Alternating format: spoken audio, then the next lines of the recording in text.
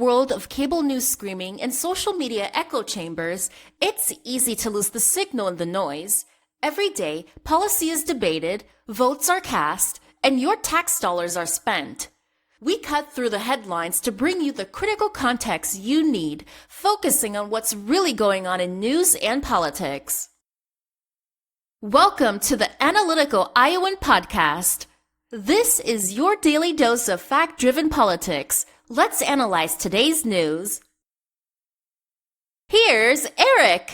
We are back here on the Analytical Iowan Podcast. It is Saturday, November 22nd, as you are listening to this. And we got a lot to talk about. Well, we always have a lot to talk about, but some major things kind of happened in the last few days. We have the House of Representatives. We have Mike Johnson talking about trying to change the rules for discharge petitions. Why? Well, there's going to be another vote on another discharge petition. I think I talked about this yesterday. And they're going to try to change, they want to change the rules, but they won't be able to do that till the next Congress because they won't get enough Democratic support. But he doesn't like the fact that it just takes one over the majority to bring up a discharge petition. And they've been used successfully against Mike Johnson now twice, considering that they've only been successfully passed like 42 times out of over 600 since 1935. And I'm not even sure how many before that. It was a rare thing. You just didn't go around the Speaker of the House and the leadership, not typically. And this is like the second or third one that has successfully come out and gone around Mike Johnson. And they're talking about doing even more. They're talking about potentially using a discharge petition to pass something on the ACA credit extensions. And Mike Johnson's terrified of that. He doesn't want the House of Representatives going around him. He becomes useless. And I mean, he was already useless, but when he becomes ineffective, he's going to get the moniker that we used to give Kevin McCarthy, which is the weaker speaker, which we said that after he took over when Nancy Pelosi had been speaker. She ran the chamber very well. And, Kevin McCarthy had given up the farm to become speaker, things like allowing for a vote to vacate the chair, which Nancy Pelosi didn't allow in the rules. Also, both Mike Johnson and Kevin McCarthy have brought up votes that have failed. Typically, when a vote hit the floor of the House of Representatives under Nancy Pelosi, it passed. They never used a discharge petition to go around Nancy Pelosi. Now, I was talking about the ACA subsidies, and apparently there is a bipartisan deal in the House of Representatives. Now, how is this going to work? This deal supposedly is going to keep the funding for the subsidies at the current levels, and it would keep them there for 2 years. Now, this is a better deal for Democrats than what they had floated during the government shutdown. During the government shutdown, they tried to offer just 1 year. But actually, I think this is more of a deal that the Republicans can get on board with. Why? Because then they don't have to answer the tough question during an election year. Right? If they only funded it till the end of next year, it would be on people's minds going into next November, going into the midterm election. But if they're not going to expire till 2027, then Republicans think they've got some time, and if they get back in power, or if they stay in power, they can fuck with it during 27, and it won't affect them in 28. That's really how they think. They are trying to buy themselves time. It's kind of like what we've been talking about with Donald Trump when he gambled with the Epstein files and them not being released, and when he was trying to buy himself some time. I likened it to a friend of mine who was short a few years ago on bills. And he went over, he got the money he needed to pay his bills from the pawn shop, took him some items, got a loan. Well, the next month rolls around, he's still short, never fixed the gap or found a way to deal with it. So he was now short the interest on that loan and the money he was short that month for his bills again. So he took him even more stuff. And before long, he was out, about every month he was taking him more things to keep paying the interest on his other stuff and shoring himself up when it got to the point where he had nothing left of value to take and he had no other way to pay it. He ended up losing his items at the pawn shop when if he just would have sold a couple things early on or found a way to reduce a bill here or there or something, he could have maybe not done any of that. But he kept thinking if he buys himself enough time, he would find a way out of it. And that's how Republicans are dealing with these ACA subsidies now. If they kick it down the road 2 years, they're thinking they can find themselves a way out of it that won't affect them in either election. They're worried about getting reelected. There is a good chance that the House of Representatives flips by 40 or 50 seats, and that's before you take into account any gerrymandering that is going on. Now, speaking of gerrymandering, apparently the U.S. Supreme Court has put a pause on that lower court's ruling, a temporary pause. I'm not sure of exactly how long, but a temporary pause of enforcement blocking the redistricting. Now, if the temporary pause is long enough, it's not going to matter. They're going to have to use these new maps going into 2026. However, if it's like other temporary pauses, we're only talking about a couple of weeks. And this may be just a temporary pause to let the appellate court weigh in. So we're going to have to see how this actually plays out. Now, of course, I believe it was Alito that turned around and granted that temporary pause. And we know Alito is not the most impartial of jurists. Some people are saying when Democrats get in power, they need to impeach and remove several members of the Supreme Court. Here's the problem. That is a high bar. Not so much of a high bar to bring the charges and put them on trial, but it takes 67 senators. And if I could be wrong on the math, but I think even if the Democrats were somehow able to flip every state or every seat that was up for election this time around, they can't get to 67. It is a high bar. Like, you don't typically have one party with that big of control. Now, if they make enough gains, they could potentially get over the filibuster of 60 votes by 2028. But still, getting over that 67 senator bar is pretty high, is pretty hard.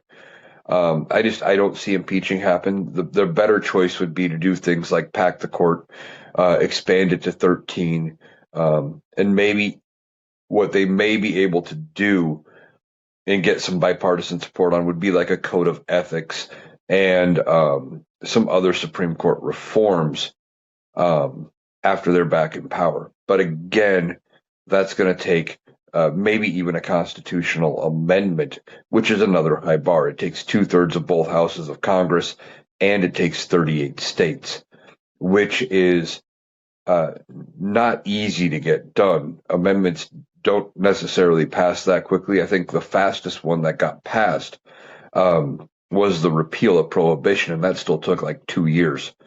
It's not a fast process, so maybe they work on it.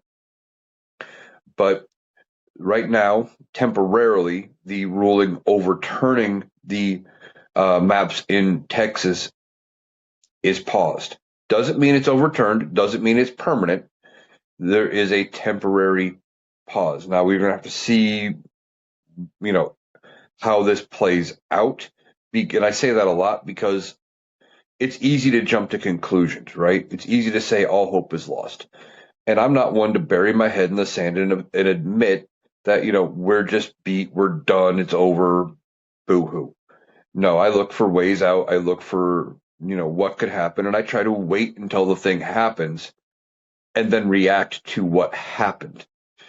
I do give some maybe optimistic outlooks as far as what could happen down the road. And I try to look at the bright side, not always focusing on the negative, because if you focus on the negative, then you get down, you get depressed, and it's harder to get back at it and keep fighting and going forward. And we need to fight. We need to go forward. We can get out of this, but it's going to take some hard work, and we have to just keep putting in the work to make it happen. So, Continuing with the House of Representatives, though, and Mike Johnson, he's desperate to cling on to power. Now, he's got a razor thin majority. I believe right now it is 219 Republicans to 213 Democrats. Now, it was 214, but Mickey Sherrill resigned to become governor of New Jersey. So that is a vacancy. Now, that should be a safe Democratic pickup when they hold a special election to fill it. There is a special election coming up in Tennessee. Now, this special election in Tennessee, it is what is presumed to be a safe Republican district. If that one flips, if it does, that would be devastating to Republicans. Because right now, I think they can lose 3 votes on any measure. Actually, two votes on any measure, and it would still pass. 3 would result in a tie, and it wouldn't pass with the current makeup. If they pick up that Democratic seat, doesn't change, they still can lose 2 votes and have anything pass. But then coming up, I think in January, there's going to be a special election where in Texas to fill a vacant seat. It's a runoff election because there was a contest held in November, or earlier this month, I should say, on that big election night.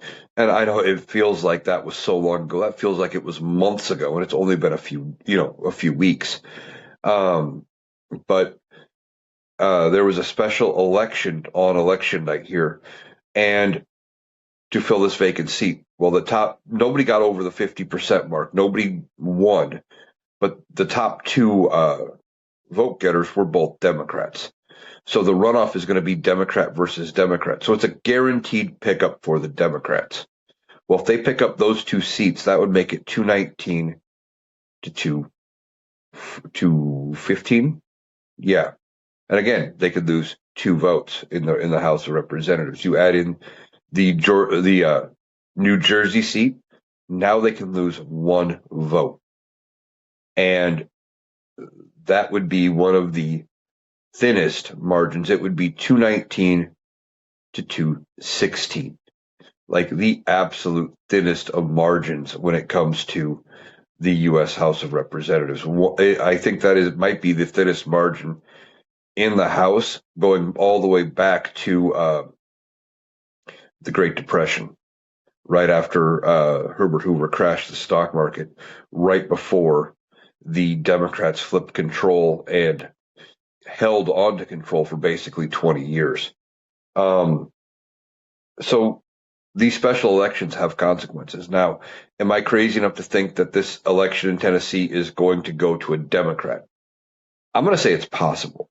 Anything is possible in the world of politics, but this is a pretty safe district for Republicans. I don't know that it happens, but with all of the shit going on with Republicans right now, it's possible. I mean, we just saw the Republicans get spanked during the elections earlier this month, where they were losing in places they hadn't lost in decades.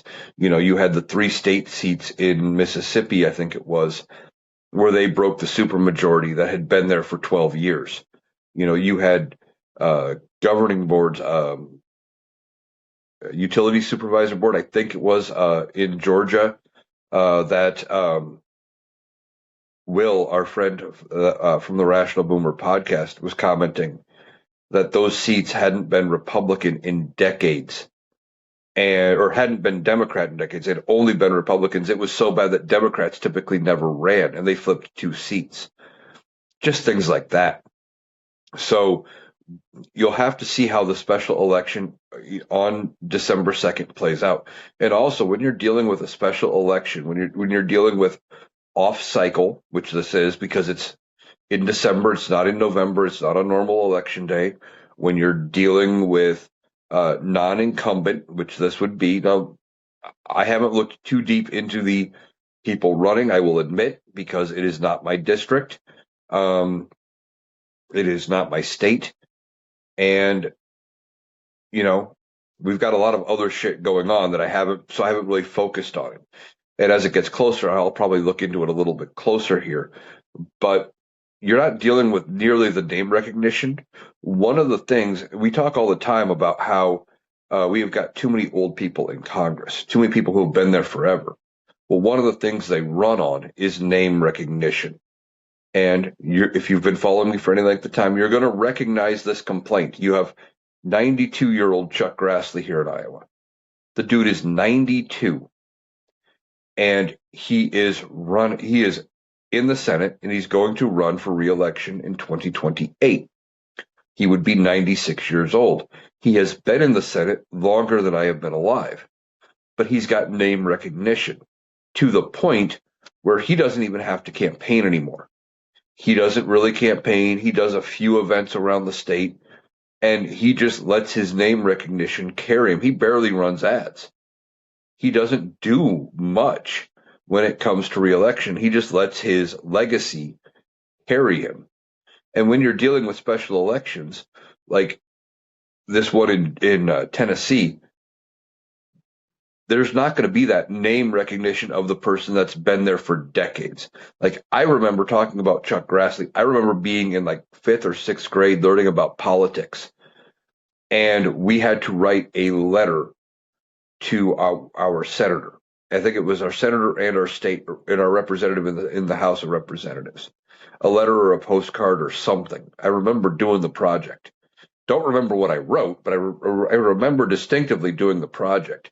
And I remember writing to Chuck Grassley. Now, that would have been over 30 years ago.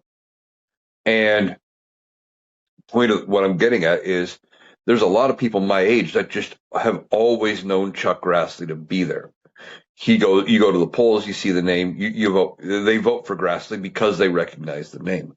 When you're dealing with an off-cycle election on a special election to fill a vacant seat, not always does that name recognition carry.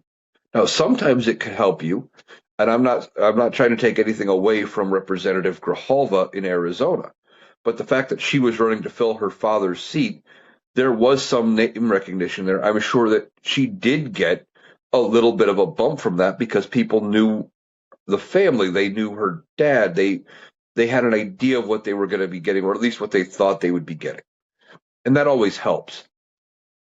So we're going to have to watch that election in Tennessee. Okay, if all three of those seats flip, that would be 216 to 219. But we also have something coming up in January.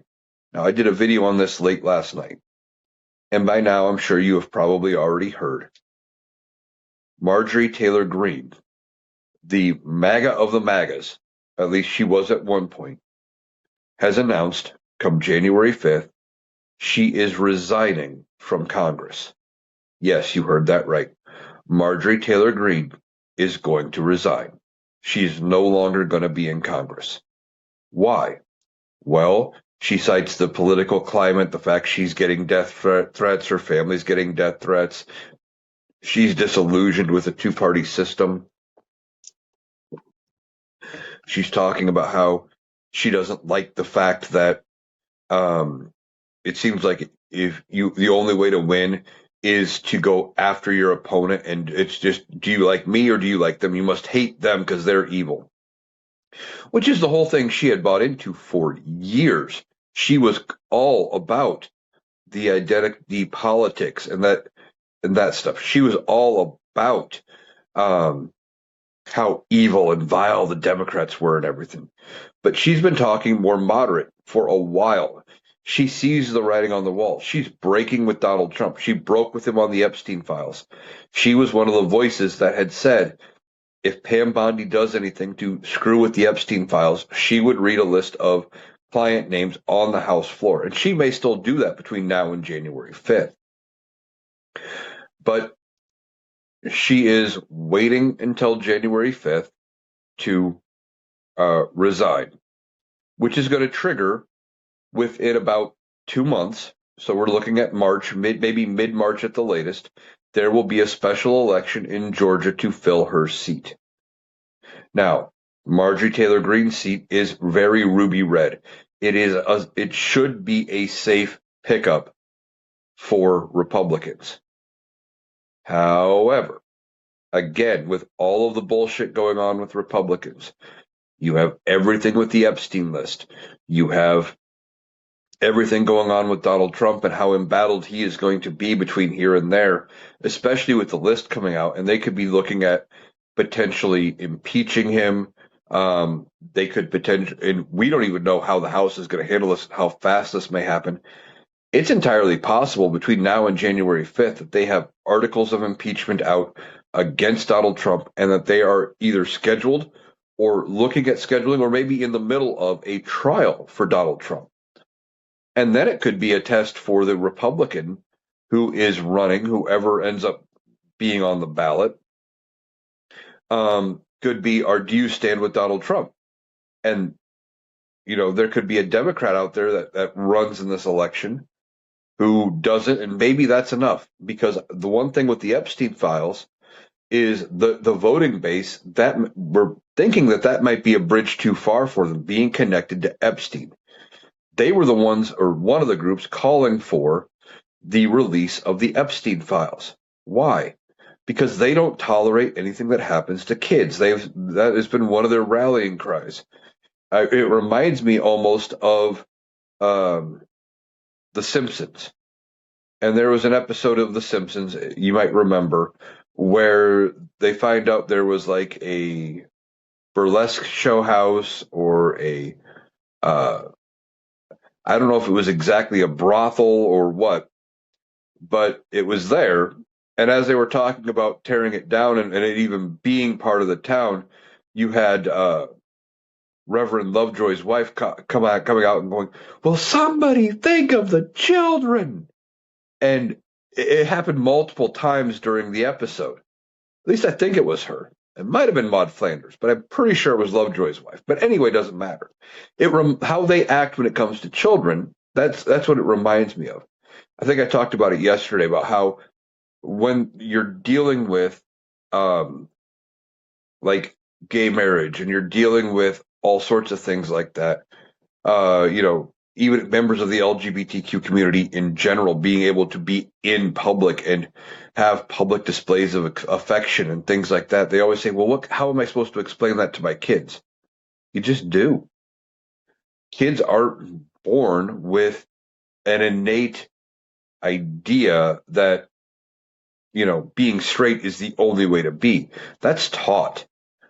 And you just explain it. And for the most part, kids aren't going to care. They go about their day, and the parents make it a way bigger deal than it needs to be. But Marjorie Taylor Greene is stepping away. She is not going to be in Congress. And what is she going to do going forward?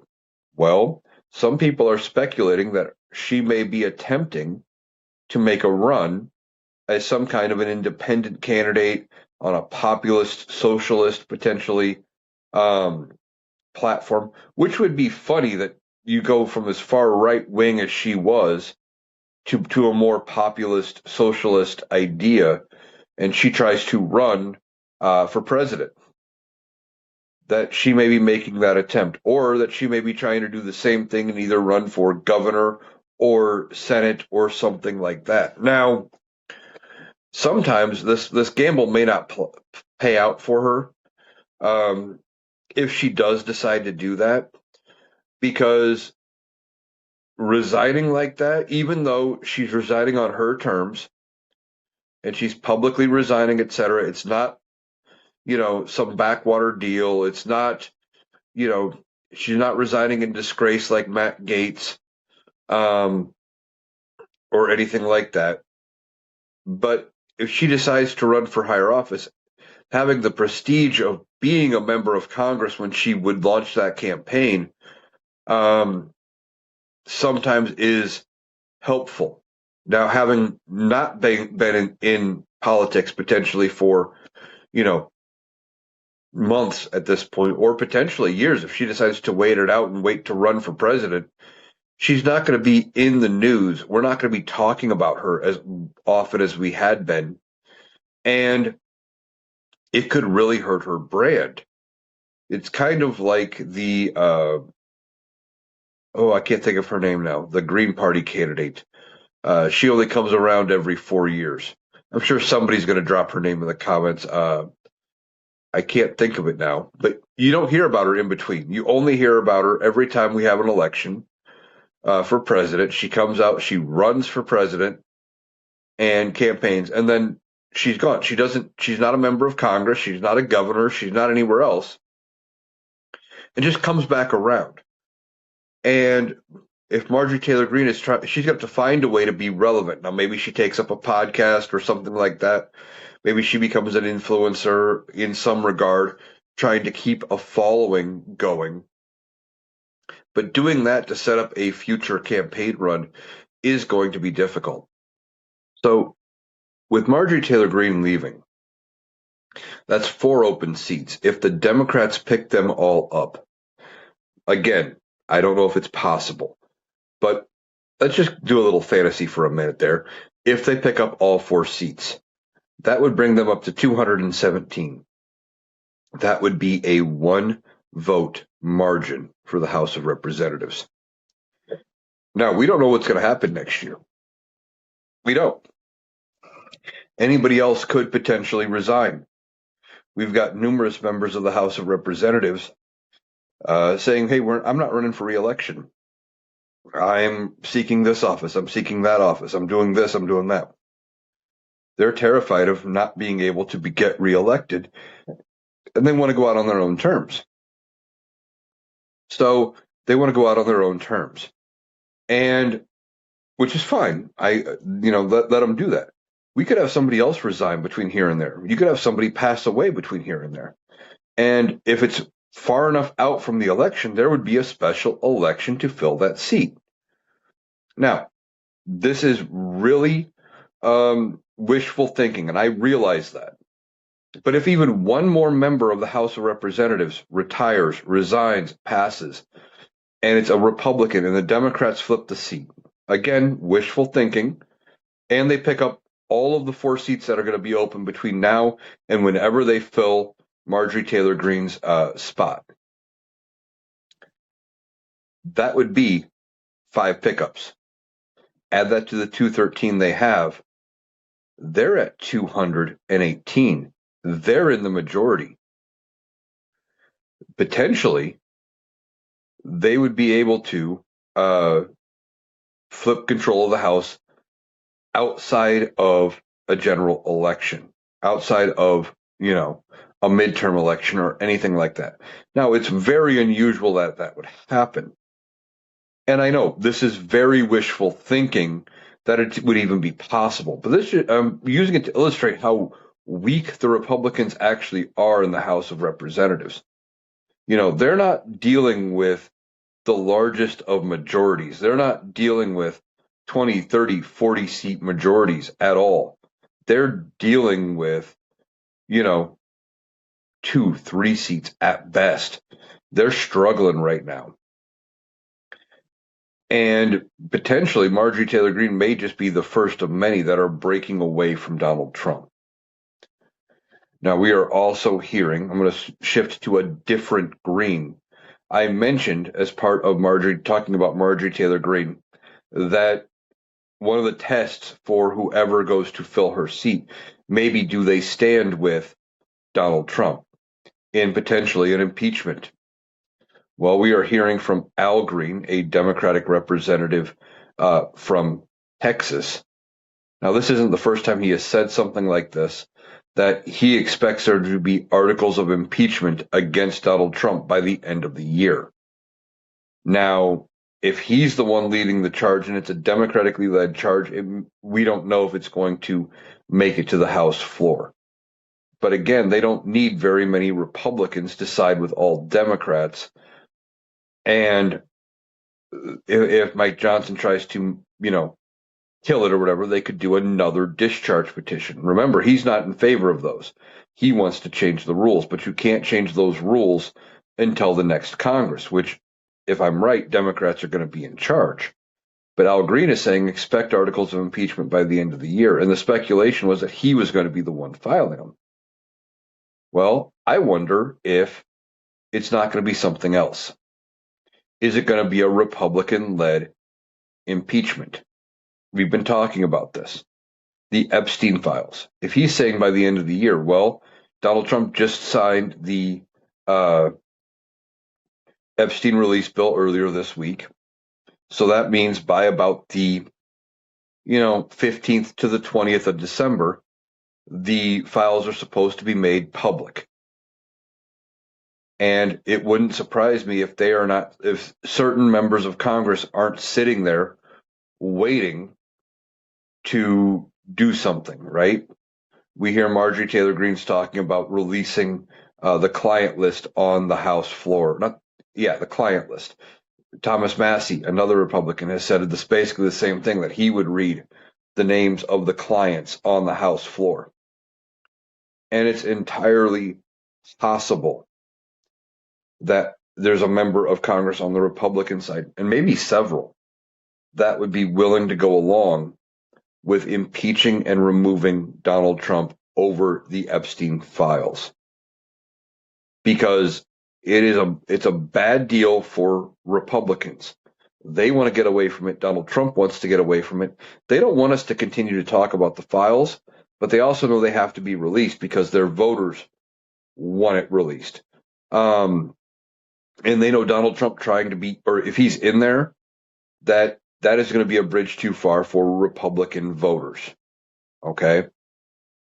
The thing they've been worried about has been alienating the Republican voter going into the midterms or going into the 2028 general. And they're afraid of that 30% of the Republican base, which is dumb because you got about 30 to 35% of the Republican Party that is hardcore MAGA. And you've got about 60 to 65% that are more moderate Republican. You would think you would want to cater to the larger group, but they're still confident that 60 to 65% will still vote for Republicans no matter what. What they're thinking is, and they're probably right, is that the 30 to 35% of the MAGA base would not vote for a Republican if Donald Trump is either not on the ballot or if Donald Trump has turned against them. If he comes out and says mean things or says primary him or whatever. So they're trying to keep their entire coalition together. And the speculation is that Republicans are going to use the Epstein files as a way to get rid of Donald Trump and move on. Okay? Because if he's connected to Epstein and if he is a client of Epstein, which it sounds like there's going to be some very damning evidence in there, showing that he was a client of Epstein. And if he is, like we think he is, a client of Epstein and a pedophile, that it is going to be a bridge too far for the voter, and that they could use that to say, okay, I still believe in the MAGA cause. I'm still America first. I'm still all of those things. But I can't stand with that. I can't stand with, a pedophile. So we're going to move away from him. And that maybe the voters that would have normally and under any other circumstance said, well, I'm never voting for you again because you're not MAGA, would go, yeah, okay, I'm on board. They're worried about, because if they lose that 30 to 35%, Democrats may have a chance in a lot of races where they normally wouldn't have even been competitive. If that entire 30 to 35% of voting base just says, yeah, we're never voting again, it would be easier for Democrats to make large gains. So they're trying to walk this tightrope. Now, in my opinion, they should have walked away from him way back after January 6, 2021, and they had an opportunity to do so. But this may be their strategy. This may be their game plan to do that with regards to getting away from Donald Trump and keeping the MAGA base. So we're hearing that could all happen. And Al Green's talking about bringing articles of impeachment. May not work if Al Green does it. But if a Republican does it and they're sitting on it going, yeah, we're on board, it would only take about 4 to 5 Republicans to side with all Democrats and Donald Trump is impeached for a third time. and I say this all the time, when it comes to the impeachment of Donald Trump the third time, right now, with Republicans controlling both chambers, if the Republicans in the House initiate impeachment, especially if they approve an impeachment, because it would take Republican support, I think. Well, it would, but I mean, it would take Republican support to pass it. I think if they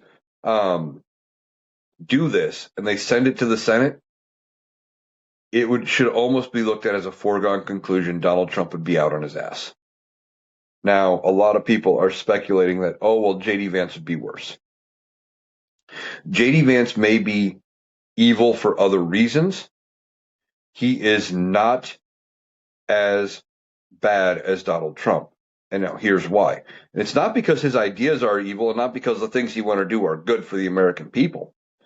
But while it may not be day one, JD Vance will clear house in the cabinet. He's going to bring in his own people.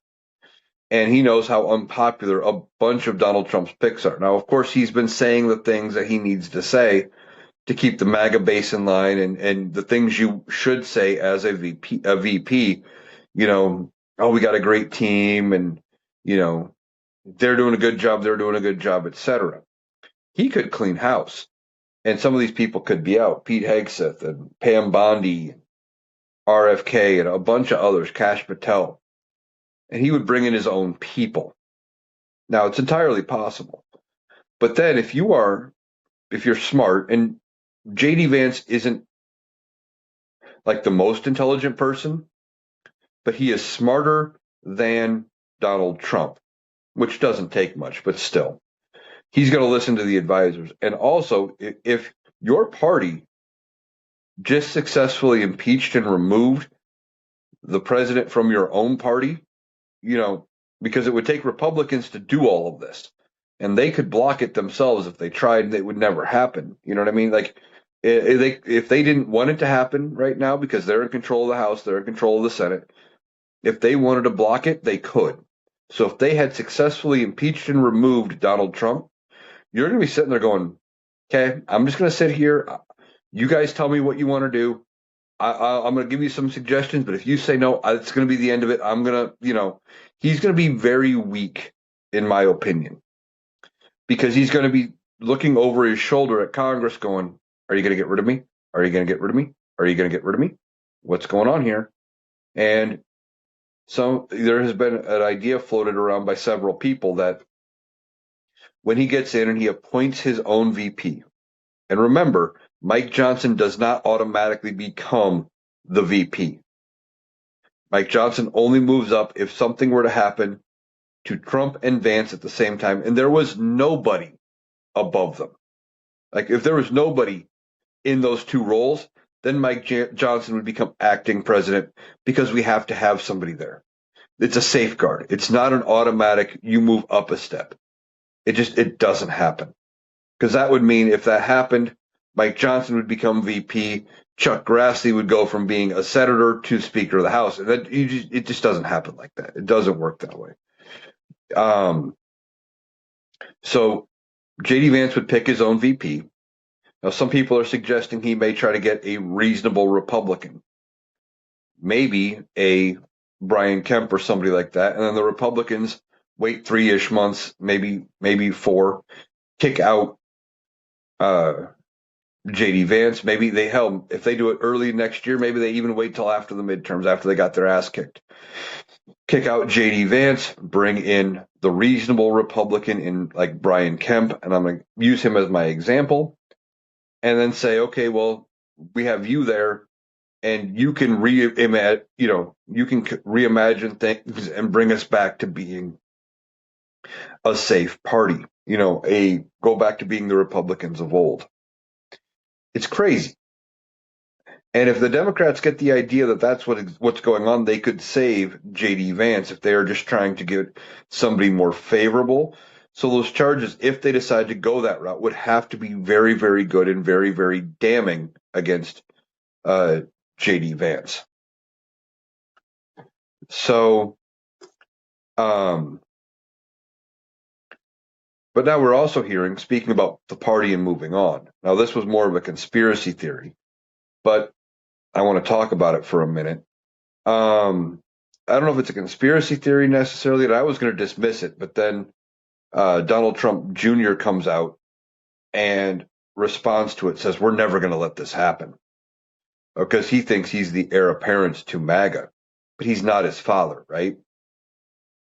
The article that came out that Donald Trump Jr. was responding to said that there have been meetings going on in private with the Bush family and high-level Republicans talking about trying to retake the Republican Party back from MAGA in 2028.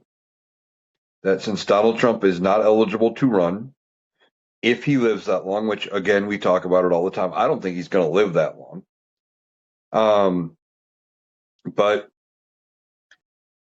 that come 2028, they are going to back a younger cousin of George Bush or second cousin or something like that. I don't remember the exact family relationship with this Bush, but it would be the last name is Bush. I can't remember his first name now off the top of my head.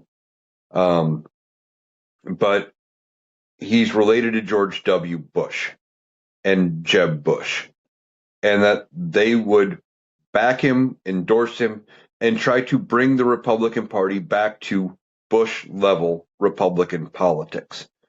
They're saying we've strayed too far from the path and that we need to go back to being actual Republicans, get rid of the MAGA, get rid of the fascist leaning bullshit, the fealty to Donald Trump, all of it, and go back to and reclaim the party from MAGA.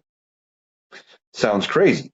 It almost sounded like a conspiracy theory, but it could happen. There's going to be a power vacuum come 2028. Now, right now, it looks like J.D. Vance is the heir apparent. He is going to be the one that is going to have to run. But see, he's not overly connected to MAGA. He was only connected to MAGA for 6 months during the election, if that. And, you know, he wasn't Donald Trump's first pick. Donald Trump, unless Donald Trump comes out publicly and endorses JD, it's going to be a tough fight for JD. Not to mention, that he is going to have the stench of Donald Trump all over him for being connected to him and for all the bad things and the bad decisions Donald Trump has made. There could be a wide open primary challenge in 2028 on the Republican side. We're already hearing some names are entering the race, or at least floating the idea possibly.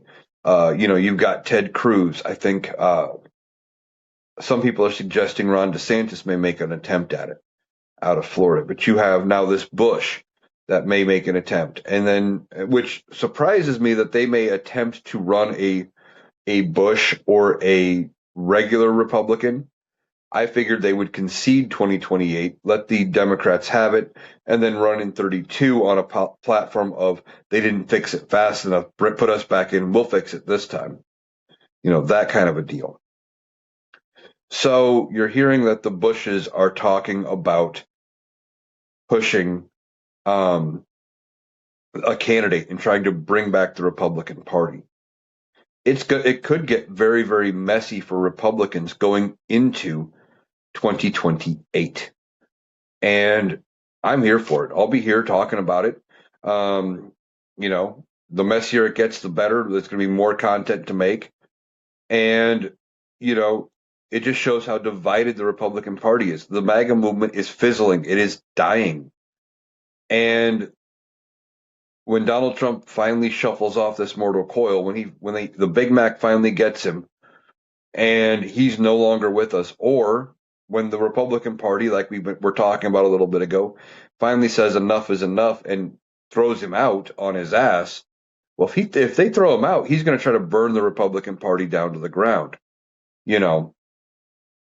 But by then he could be disgraced, a disgraced pedophile. Now he won't feel any shame, of course, but his vengeance would attempt to be vast. But I don't know how hard that vengeance is going to hit if he's connected to Epstein and everything, and that is the reason they used to get rid of him. But it's going to be messy for Republicans going forward. where if the Democrats come out more unified, it could, beyond the fact that I think they're just going to get a good chance to get elected in 26 and 28. The more unified they look and less conflicted and complicated their party looks, the better for them. So maybe they start needing to have conversations, and figuring out who's going to run, and maybe only have the primary down to a couple people and have it be more of a civil primary, something like that, where, it's not messy. I think the Republican primary is going to be ridiculously messy, and it's not going to be very good. Now, I was talking earlier about this Affordable Care Act subsidy that they were talking about extending. And, I said 2 years, okay, and that the Republicans would want to extend it to get it past the midterms. But now there's some questions with this bill. Does it pass the House? Possibly. It's a bipartisan measure, which means they've got Republican support already. They don't need very many. And if they have to attach it to a discharge petition, they can get around Mike Johnson. Again, we've talked about how he hates those. But it goes to the Senate. Well, the Senate's going to have to vote on it. Why? Because as part of the deal to get the government open, John Thune promised the Democrats a vote on a bill to extend the ACA subsidies. If this comes over, the Democrats could say, okay, we want to vote on that. Now, depending on how it passes the House, just like what happened with the Epstein vote, this could end up extending the ACA credits. Like if they put enough pressure, if it passes with a veto-proof majority in the House, again, don't know yet because we don't know exactly how much support is behind this, just that it's a bipartisan measure. This is still developing. This only came out in the last day or so. As we're watching it, if the momentum builds like it did with the Epstein files, and if it passes with a large majority, the Senate's going to have to feel the pressure. They've already promised a vote, and it's going to affect red states. And a lot of people in red states are on the ACA, so they need to do something. Now, Donald Trump has said he wouldn't sign it, but I think they can convince him to sign it, especially if they look at, he wants to maintain power. He doesn't want to lose seats in Congress. He doesn't want to look weak. That's part of why they've been doing gerrymandering and all these other things.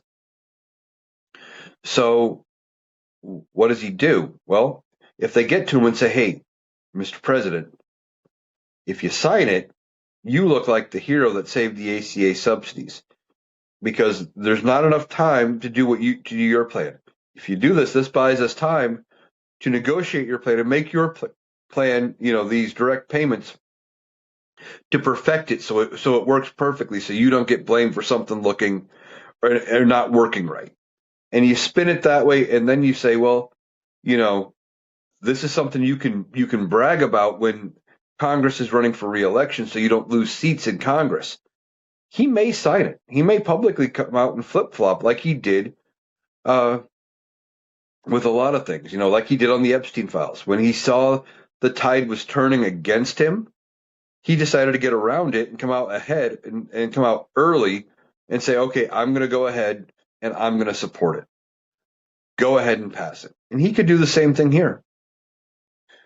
He just needs the right person patting him on the back, telling him he's a genius and how this would make him look good, and he'll sign or do anything.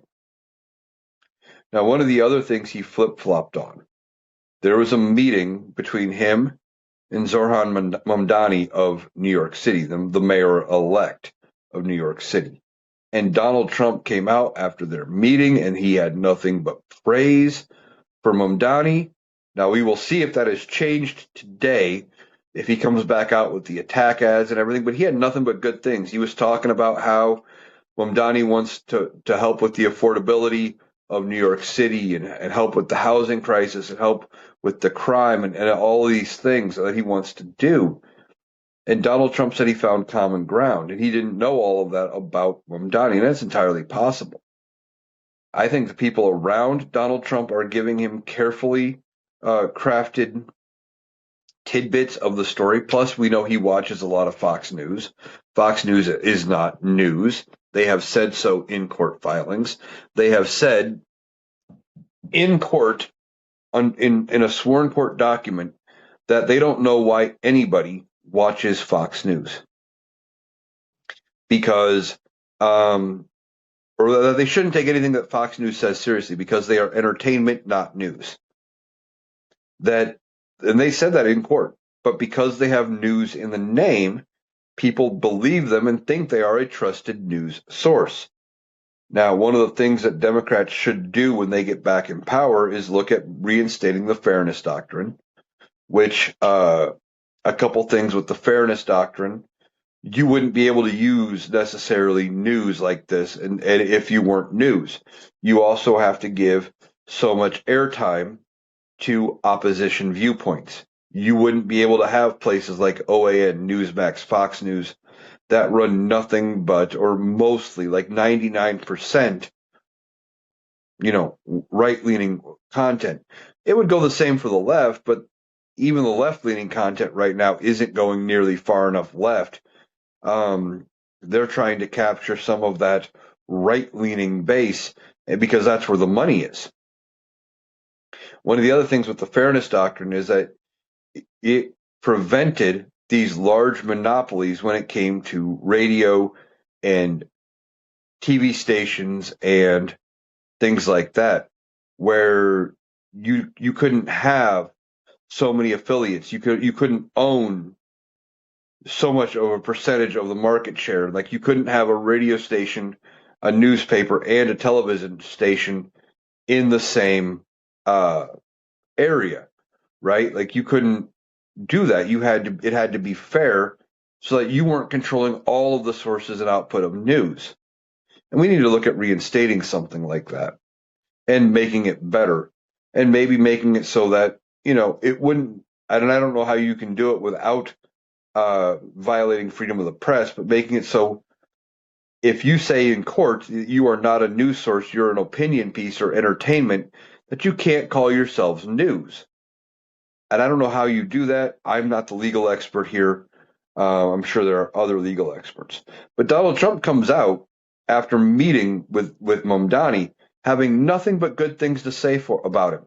This was after having all sorts of horrible things to say in the run-up to the election. Calling him a terrorist, calling him a socialist, a communist, all sorts of things. Now he says good things. Well, why? In part, Mamdani just won a big election by a large percentage of the vote, something Donald Trump has never done. Yes, he won the popular vote in 2024. Now, I know there are conspiracy theories out there that say he didn't actually win, that the votes were rigged, etc. I'm not going to dive into that. Based on the vote totals that were released, though, he didn't get over 50% of the vote. He didn't. Mamdani got like 60 to 65%, I think. I could be slightly wrong on that percentage, but it was in the 60s. So he's impressed with that. That is one of the things Donald Trump likes. And now that he's popular. So Donald Trump is trying to do that. Now coming out with this nice approach to Mamdani, it's a good story where Donald Trump gets some good press. And that's one of the things he cares about, is getting that good press. Now we will have to see if it carries over. See if he comes out in the next few days tweeting mean things about New York City again, because that's how Donald Trump deals with things. And we're going to have to see if he comes out with attack ads and all sorts of stuff against Mamdani. And if he does try to hold up what he was saying he was going to do in the lead up to that election, where he was talking about withholding federal aid and all sorts of things from New York City. Now, a lot of things he can't just do that because it's congressionally appropriated money. But the other side is it's New York. New York State is a donor state. For every dollar they give into the federal government, they get less than $1 back in tax money. So they give $1 it's like, I think they get 86 cents on the dollar, 70 cents on the dollar. I don't know. I don't remember the exact number. I haven't looked it up in a while. But they get less than $1 back for every dollar of taxes they send into the federal government because their citizens aren't nearly on the amount of aid, and they don't use as much of the grants and things that other states do, especially when it comes to disaster aid and all that stuff. They use some when they need it, but they make enough money in their state to fund their state. So these threats aren't really going to work.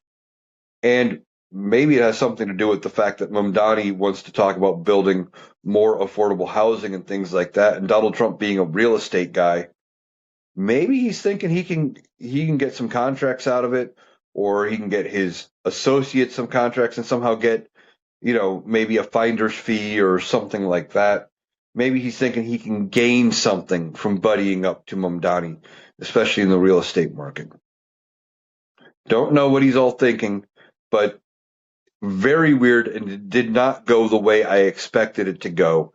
Today or yesterday was full of unexpected things that happened. Did not expect that to go that way. Did not expect Marjorie Taylor Greene to resign effective January 5th. But that's why we do this podcast daily, because there's always stuff to talk about. There's always things going on. And, as much as we miss the old school, bland, boring politics, then I wouldn't have stuff to talk about. So that's going to do it for today's episode of the Analytical Iowan podcast. Covered a lot. We had a lot of things going on. I'm going to be back tomorrow talking about even more, because there's always stuff to talk about. And I want to thank you for taking the time to join me today. I hope you have a great day, and I'll be back tomorrow.